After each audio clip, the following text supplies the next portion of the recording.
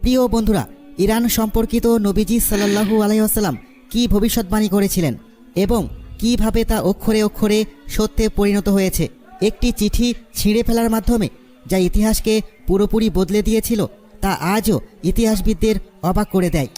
প্রিয় বন্ধুরা, বর্তমান ইরান যা প্রাচীনকালে পারস্য নামে পরিচিত ছিল, সে সময় বিশ্বের সবচেয়ে বড় এবং শক্তিশালী সাম্রাজ্য ছিল। তার মহিমা এবং গৌরবের তুলনা অন্য কোনো সাম্রাজ্যের সঙ্গে করা যেত না, আর তাকে পরাজিত করা অসম্ভব বলে মনে করা হতো। কিন্তু তারপর এমন একটি মুহূর্ত এলো যখন নবী করিম সাল্লাল্লাহু আলাইহি ওয়াসাল্লাম তাঁর অন্তর্দৃষ্টির মাধ্যমে সেই শক্তিশালী সাম্রাজ্যের পতনের ভবিষ্যৎবাণী করেছিলেন। তিনি কেন এই ভবিষ্যৎবাণী করেছিলেন এবং তারপর পারস্য অর্থাৎ বর্তমান ইরানের সাথে কি ঘটেছিল? প্রিয় বন্ধুরা, প্রথমেই সেই ঘটনার কথা বলি যা এই ভবিষ্যৎবাণীর সূচনা বিন্দু ছিল। যখন নবী করিম সাল্লাল্লাহু আলাইহি ওয়াসাল্লাম ইসলামের বার্তা বিশ্বের বিভিন্ন শাসকের কাছে পৌঁছানোর সিদ্ধান্ত নিলেন, তখন তাদের মধ্যে একজন ছিলেন পারস্যের সম্রাট খুসরু পারভেজ। খুসরু পারভেজের শাসনকাল ছিল তার সময়ের সবচেয়ে শক্তিশালী এবং ক্ষমতাশালী রাজত্ব। তার অহংকার আকাশের উচ্চতা ছুঁয়েছিল। পারস্যের মহিমা ও গৌরবের সুনাম সারা পৃথিবীতে ছড়িয়ে পড়েছিল, আর খুসরু পারভেজের নাম শুনলেই শত্রুদের পা কাঁপত। নবী করিম সাল্লাল্লাহু আলাইহি ওয়াসাল্লাম খুসরু পারভেজকে একটি চিঠি পাঠান, যাতে তাকে ইসলামের আহ্বান জানানো হয়েছিল। এটি ছিল নবীর পক্ষ থেকে প্রেম এবং শান্তির বার্তা। কিন্তু যখন এই চিঠি খুসরু পারভেজের কাছে পৌঁছালো, তখন সে অত্যন্ত অপমানজনক আচরণ প্রদর্শন করল। চিঠি পড়ার সময় তার রাগ বেড়ে গেল।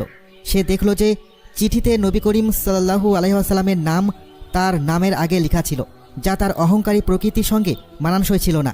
সে চিঠিটি নিজের চোখের সামনে ছিঁড়ে ফেলল এবং নির্দেশ দিল যে আরব দেশ থেকে নবী করিম সাল্লাল্লাহু আলাইহি ওয়াসাল্লামকে ধরে এনে তার সামনে উপস্থাপন করা হোক।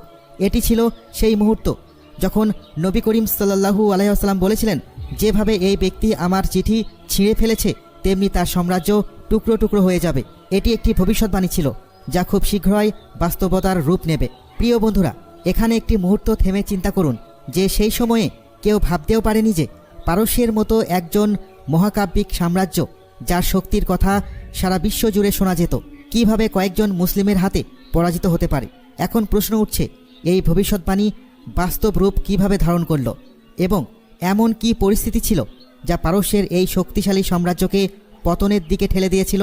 দেখে মনে হতো খুসরু পারভেজের সাম্রাজ্য শক্তিশালী এবং অবাধ্য করা অসম্ভব, কিন্তু এর অভ্যন্তরীণ সমস্যা আগেই মাথাচাড়া দিচ্ছিল। খুসরু পারভেজের শাসনামলে সাম্রাজ্যের মধ্যে ক্ষমতার জন্য ব্যাপক লড়াই চলছিল। শক্তির লোভে তার ছেলে নিজের 18 ভাইকে হত্যা করে ক্ষমতা দখল করে নেয় এবং খুসরু পারভেজকে বন্দি করে। কিছু সময় পর খুসরু পারভেজ বন্দি অবস্থায় মারা যায়, কিন্তু তার ছেলেরও ভাগ্য বেশি সময় পাশে দাঁড়ায়নি এবং সে এক মারাত্মক রোগে আক্রান্ত হয়ে মারা যায়। এরপর পারস্যের শাসন একের পর এক নতুন শাসকদের হাতে চলে যায়। তবে কোনো শাসকই বেশি সময় ধরে শাসন করতে পারেনি। রাজ পরিবারের ধ্বংস এবং অভ্যন্তরীণ ষড়যন্ত্রের কারণে সালতানাত ভেতর থেকে দুর্বল হতে থাকে। দরবারি এবং শাসনকর্মীদের মধ্যে বিরোধ শাসনকে আরও বেশি পতনশীল করে তোলে। প্রতিটি নতুন শাসক ক্ষমতার খেলা খেলতে গিয়ে নিজের অবস্থান শক্তিশালী করার চেষ্টা করত, তবে ফলস্বরূপ সালতানাত আরও বেশি ভেঙে পড়ত। অতএব এখান থেকে একটি আকর্ষণীয় মোড়ের সূচনা হলো। ফার্সের এই অভ্যন্তরীণ টানাপোড়েনের সুযোগ নিয়ে চারপাশের এলাকার উপজাতিগুলি আক্রমণ করতে শুরু করল। এই সময় মুসলিমদের নেতৃত্বেও এই পরিস্থিতি বুঝতে পেরে যুদ্ধের কৌশল প্রস্তুত করল। এটি ছিল মুসলিমদের শক্তিশালী কৌশল এবং আল্লাহর প্রতি দৃঢ় বিশ্বাসের সময়। হজরত আবু বকর সিদ্দিক রাদিয়াল্লাহু তাআলা আনহুর খেলাফতকালেই মুসলমানরা প্রথমবারের মতো ফার্সের সীমান্তের দিকে মনোযোগ দিতে শুরু করেন। সেই সময়ে মুসলমানদের বৃহৎ ফৌজের সেনাপতি ছিলেন হজরত খালিদ বিন ওয়ালিদ রাদিয়াল্লাহু তাআলা আনহু, যাকে নবী করিম সাল্লাল্লাহু আলাইহি ওয়াসাল্লাম সাইফুল্লাহ অর্থাৎ আল্লাহর তলোয়ার উপাধি দিয়েছিলেন। হজরত খালিদ বিন ওয়ালিদ রাদিয়াল্লাহু তাআলা আনহু তার নেতৃত্বে ফার্সের সীমান্তে অভিযান শুরু করেন।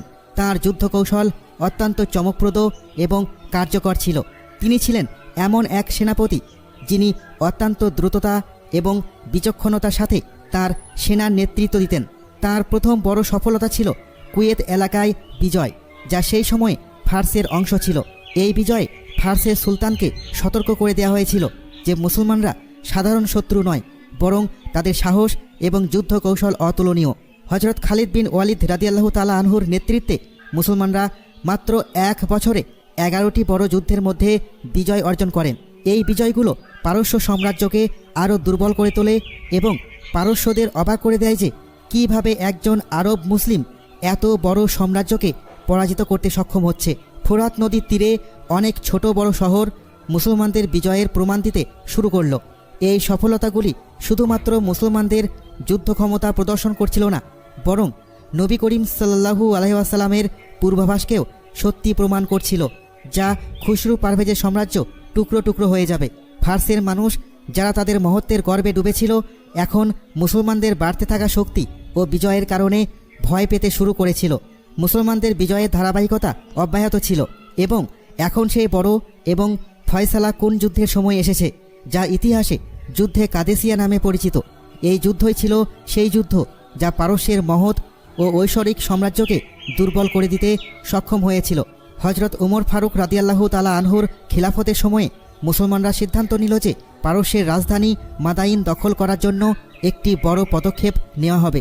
এই অভিযানের নেতৃত্ব হজরত সাদ বিন আবি ওয়াক্কাস রাদিয়াল্লাহু তাআলা আনহুকে দেওয়া হয়েছিল, যিনি একজন দক্ষ যুদ্ধনায়ক এবং নির্ভীক সেনাপতি ছিলেন। কাদসিয়ার ময়দান ছিল সেই জায়গা যেখানে মুসলমান এবং ফার্সি বাহিনী একে অপরের মুখোমুখি হয়েছিল। ফার্সি বাহিনীর নেতৃত্বে ছিলেন ওই সময়ের প্রখ্যাত সেনাপতি রুস্তম, যিনি তার যুদ্ধকৌশল এবং সাহসিকতার জন্য বিখ্যাত ছিলেন। তার বাহিনীর সংখ্যা মুসলমানদের বাহিনীর তুলনায় অনেক বেশি ছিল এবং ফার্সি বাহিনীতে যুদ্ধের হাতির ব্যবহার করা হচ্ছিল, যা তখন এক ধরনের ভয়ের অস্ত্র হিসেবে গণ্য হতো। যুদ্ধের শুরুতে ফার্সি বাহিনী তাদের হাতিদের মাধ্যমে মুসলমানদের উপর প্রচণ্ড আক্রমণ চালায়, যার ফলে মুসলমানদের বাহিনীতে বিশৃঙ্খলা সৃষ্টি হয়। মুসলমানদের ঘোড়া হাতিদের দ্বারা আতঙ্কিত হয়ে পিছিয়ে যেতে শুরু করেছিল। কিন্তু ঠিক তখনই মুসলমানদের সেনাপতি হজরত সাদ বিন আবি ওয়াক্কাস রাদিয়াল্লাহু তাআলা আনহু তাদের বাহিনীকে দৃঢ়ভাবে সামলে নিয়ে হাতিদের আঘাত করার এবং তাদের চোখে আঘাত করার পরামর্শ দেন।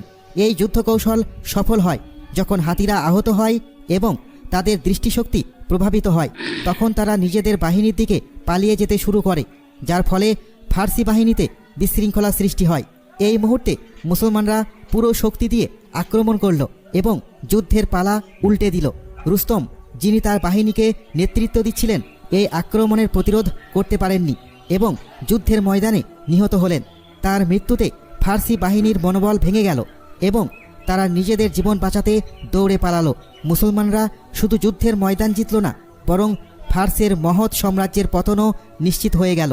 এটাই সেই মুহূর্ত ছিল যখন নবী করিম সাল্লাল্লাহু আলাইহি ওয়াসাল্লামের ভবিষ্যৎবাণী সত্যি হয়ে উঠল।